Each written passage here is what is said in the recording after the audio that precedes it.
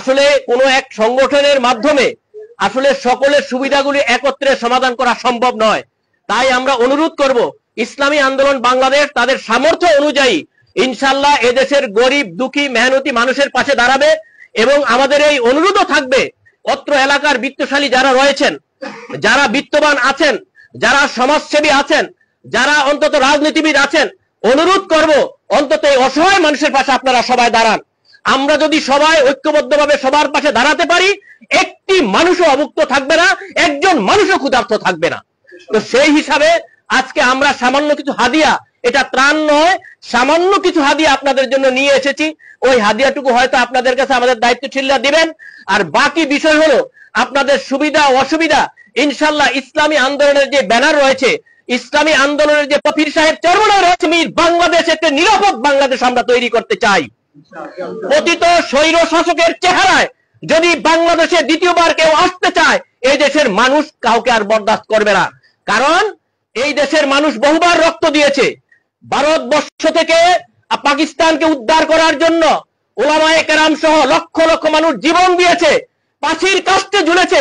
আবার পাকিস্তান থেকে বাংলাদেশ তৈরি করার জন্য 30 লক্ষ শহীদ, 2 লক্ষ মা বোনের ইজ্জতের বিনিময়ে দিতে হয়েছে।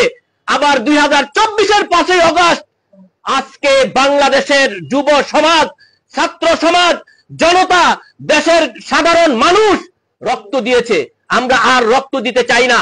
এই রক্তের উপরে দাঁড়িয়ে আমরা একটি সুন্দর বাংলাদেশ গঠন করতে চাই, যেখানে সাধারণ মানুষ স্বাধীনভাবে বসবাস করবে। সাধারণ রিকশাওয়ালা, ভ্যানওয়ালা, সাধারণ খেটে খাওয়া মানুষ জীবিকা নির্বাহের জন্য যে কাজ করবে, কোনো চাঁদাবাজির শিকার হবে না। সাধারণ মানুষ ঘর বাড়ি তৈরি করবে, জায়গা জমি হয়েছে। এই বিষয়গুলোকে আবার নতুন ভাবে সাজাতে হচ্ছে, এটা আমাদের জন্য দুর্ভাগ্যের বিষয়। এখানে আমাদের বিবেককে প্রশ্ন করতে হবে, বিগত দিনে যাদেরকে আমরা সমর্থন দিয়েছি, কেউ বাংলাদেশের জনগণের পক্ষে কাজ করে নাই, শুধু দল এবং নিজের নেতার পক্ষে কাজ করেছে।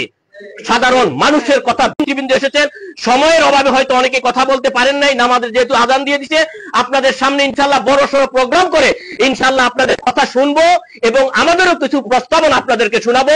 আগামীর বাংলাদেশ আমরা কিভাবে বিনির্মাণ করতে চাই, আপনাদের সার্বিক সহযোগিতা কামনা করে আজকের জন্য এখানেই না ইল্লাল বালাগ। আসসালামু আলাইকুম ওয়া রাহমাতুল্লাহ।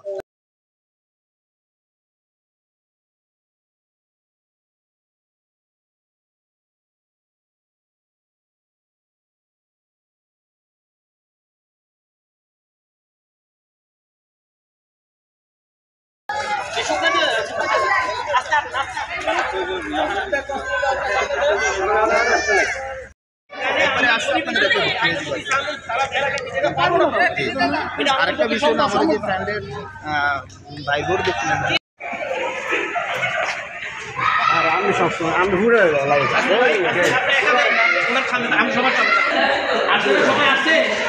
জি প্যাকেট কোনটা আছে তো আজ